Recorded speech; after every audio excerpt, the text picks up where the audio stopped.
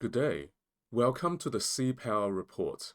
Today's topic, the possible retirement of Russia's Admiral Kuznetsov aircraft carrier. The Admiral Kuznetsov, commissioned in the early 1990s, had, shall we say, a very colorful history over the past decade. The ship has seen more than its fair share of setbacks, including propulsion failures, aviation accidents, including the loss of several carrier fighters during the Syrian campaign, fires aboard the ship, including whilst it was undergoing modernization, and finally, the sinking of a large floating dry dock carrying the ship while it was being overhauled. So the Admiral Kuznetsov kind of developed a bad rep as somewhat of a cursed carrier, and rightfully deserved in some ways. However, this is not to downplay the central role of the Admiral Kuznetsov in Russia's recent foray into naval power projection, including, as we mentioned before, the aerial campaign in Syria, in which MiG-29K and Su-33 fighters took off from the Admiral Kuznetsov to bomb jihadi positions in Syria. So the Kuznetsov definitely served a certain power projection and gunboats diplomacy purposes. The repairs, modernization, and overhaul of the Admiral Kuznetsov began almost 8 years ago, in 2017, following her return from the Syrian campaign. Photos from as recently as late 2024 show that the Admiral Kuznetsov remains in the dry dock. The overhaul and the modernization process is not only incomplete, but appears to have stalled over the past year. No actual work of any substance appears to have been done on the carrier over the past 12 months. This almost certainly reflects, to a large extent, the ongoing war in Ukraine that has created resource constraints for the Russian Navy and took up resources that would have otherwise been diverted to the Russian naval shipbuilding effort. Funding limitations and labor shortages would have put a wrench into the cog of the Admiral Kuznetsov modernization effort. The mainstream Russian newspaper Izvestia, citing informed sources with close links to the Russian military, indicated that work to upgrade the Kuznetsov has actually been suspended some time ago, and a decision is currently being pondered as to whether to resume the project or to instead retire the vessel from service.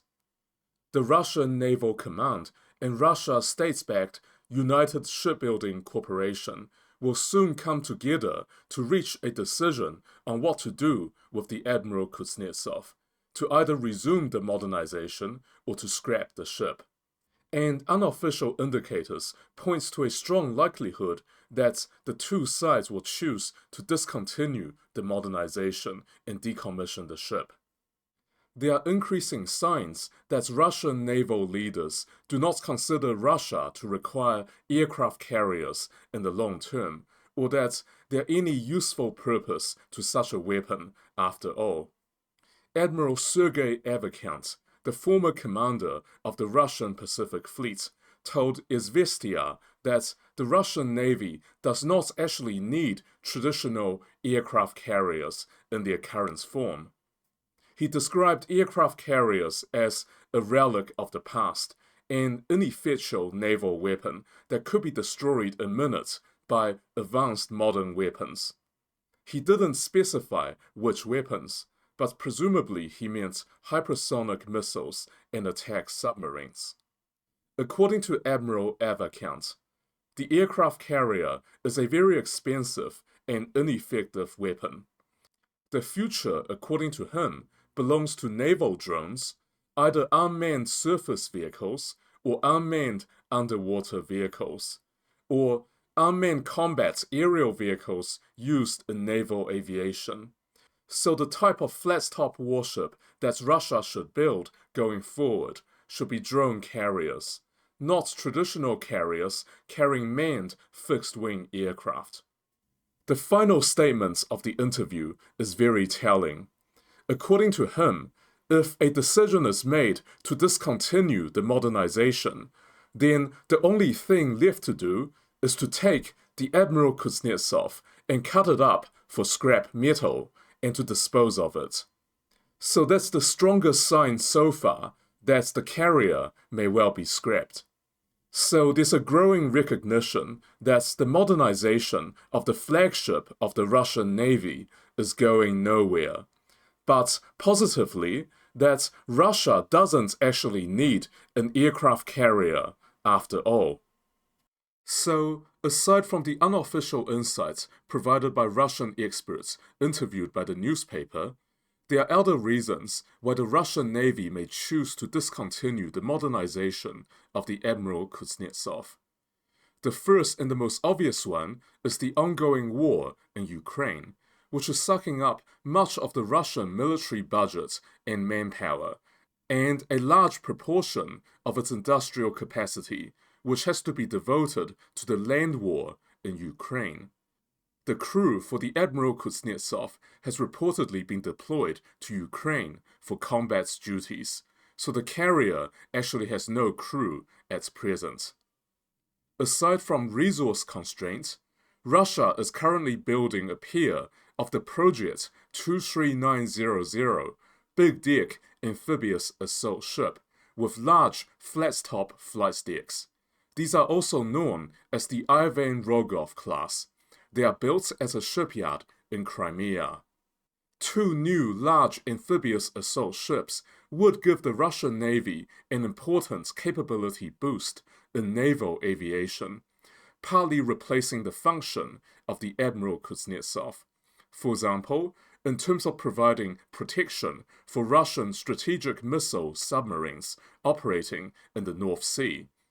The anti-submarine helicopters carried by the Ivan Rogov can defend Russian nuclear ballistic missile submarines from Western attack submarines. Furthermore, the amphibious assault ships have a certain degree of power projection capabilities. They are able to accommodate 6 landing craft to transport around 75 armored vehicles, including amphibious armored vehicles, 900 marine landing troops and the associated equipment, to a beachhead during an amphibious operation. This is not the same form of power projection afforded by the air power of the Admiral Kuznetsov, but nevertheless, it is a form of power projection in the blue water context, and can serve as a partial substitute for the function of the Kuznetsov. The Ivan Rogov class amphibious warship, by virtue of their large size and command and control facilities on board, may also be able to serve as a flagship, again replacing the flagship capabilities of the Admiral Kuznetsov. And of course, if Russia ever develops a Naval carrier fighter, the Ivan Rogov class with its large flat-top flight deck may also be turned into a de facto light aircraft carrier, operating vertical landing fixed-wing aircraft. They would function similarly as the America-class Lightning carriers of the US Navy. Of course, up to this point, we see no sign that Russia is actively pursuing a Naval fighter aircraft. That could change going forward, however. Of course, even if we make the questionable assumption that Russia actually needs an aircraft carrier, or if the Russian Navy comes to the view that they need a carrier, the Admiral Kuznetsov still does not appear to be best placed to fill that requirement. The Admiral Kuznetsov has become a symbol of inefficiency and ineffectiveness. Its steam turbine propulsion is unreliable, requiring constant maintenance and frequently breaking down. It generates a thick black smoke whenever it operates, reflecting the low-quality marine fuel it burns. The Kuznetsov is always accompanied by a large ocean-going tugboat whenever it goes on deployment, in case it breaks down in the middle of the ocean. the carrier has earned mockery and derision among its foreign counterparts. Its aviation facilities are very limited, and it can only operate a very small carrier air wing, composing of no more than 20 fixed-wing carrier aircraft, and often much less than that. The small air wing of the carrier is unable to provide anywhere near the same level of air support and strike capabilities as Western and especially US supercarriers. The actual air power and the combat sorties generated by the Admiral Kuznetsov, even while it was still functioning, is very limited. So, even if we assume that Russia actually needs a carrier, the Admiral Kuznetsov is still far from the best candidates to fill that role. Fundamentally, Russia does not depend on aircraft carriers to control the oceans, and Russia does not need to dominate the open oceans in the same way that the US Navy and other Western navies need to. This is because Russia is fundamentally self-sufficient in terms of natural resources. Russian industry and the Russian economy does not depend on overseas trade for raw materials. It does not need to protect large numbers of long and potentially vulnerable trade routes. While Russian naval strategy aims to contest the control of the seas against Western powers, for example, to prevent the flow of reinforcements and war material from North America to Europe in the unlikely event of a land war in Europe. There are other tools that are much better suited to achieve that. Russia's large fleets of nuclear attack submarines are much better tools to achieve that objective. The nuclear attack submarines can prowl the Atlantic Ocean, taking advantage of their unlimited range and stealth capabilities to survive. In contrast, the Kuznetsov battle group would be quite vulnerable. So fundamentally, even if we discount the information supplied by the experts interviewed by the Russian newspaper, there are more intuitive and obvious reasons why pursuing the Admiral Kuznetsov modernization project is not a good idea for Russia at this time.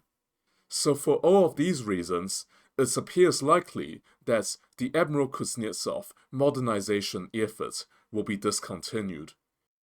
On the other side of the ledger, there remain certain reasons why the Russian Navy may choose to keep the Admiral Kuznetsov. Firstly, official Russian naval strategy still includes the use of aircraft carriers. Russia's naval strategy and naval objectives is set out in this document titled The Fundamentals of State Policy in the Sphere of Naval Activity until 2030.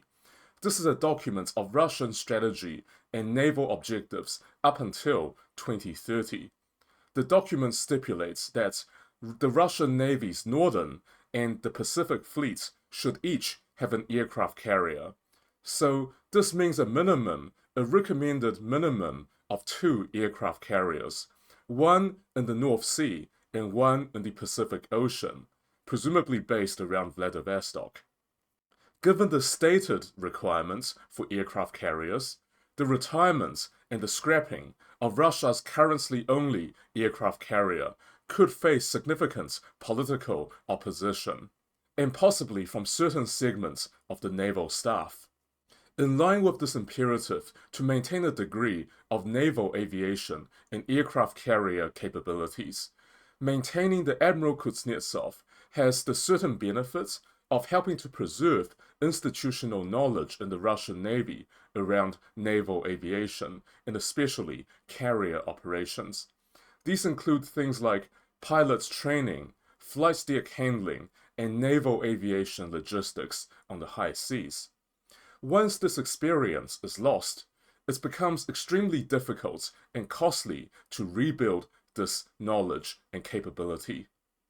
It takes decades of experience building, knowledge accumulation, and personnel training in order to achieve full operating capabilities in the nation's carrier forces.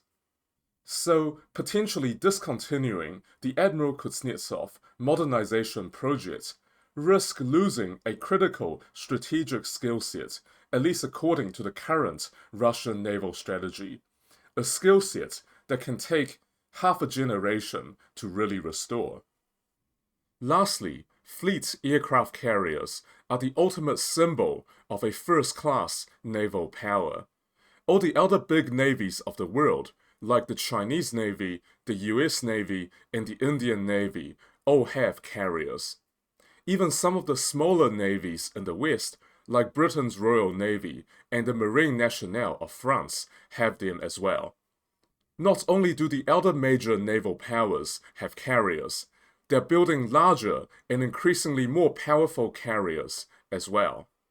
The continued development of carriers in China, the US, and India underscores the fact that the major navies still see a valuable place for flat tops able to operate conventional fixed-wing aircraft. These warships are still the first-class symbols of real naval power, in a blue water context especially. Not only do carrier-based naval aviation offer key operational and strategic advantages, they remain key points of national prestige.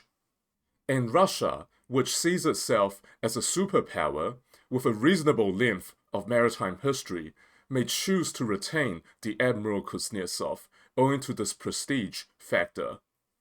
On balance, I still believe that it is more likely than not for the Admiral Kuznetsov to be retired. There remain certain operational, strategic, and other reasons why the carrier may end up being retained. We will see if the modernization project continues. So, what do you think? Do you believe that Russia will end up retiring its only aircraft carrier? I for one believe that it's more likely than not that the Kuznetsov will be retired, owing to the interview of the Russian naval experts by the Izvestia newspaper, and also more fundamental strategic reasons why Russia may end up retiring the ship. These include the war in Ukraine, the construction of two large amphibious warships that can serve many of the same functions as the Kuznetsov, and the very fact that the Admiral Kuznetsov is just not a very effective aircraft carrier in terms of operational capabilities. On the other hand, there remain certain reasons why the Russians may believe that it is worth keeping the Kuznetsov. These include official Russian naval strategy, which still sees the role of an aircraft carrier in modern naval warfare, and the potential loss in institutional knowledge and capabilities around operating carriers and in terms of naval aviation more generally, if the Admiral Kuznetsov is retired. Lastly, carriers remain the premier symbol of a first-class naval power and is certainly a prestige object. So there are certainly arguments from the Russian point of view why the carrier should be kept in the Russian Navy.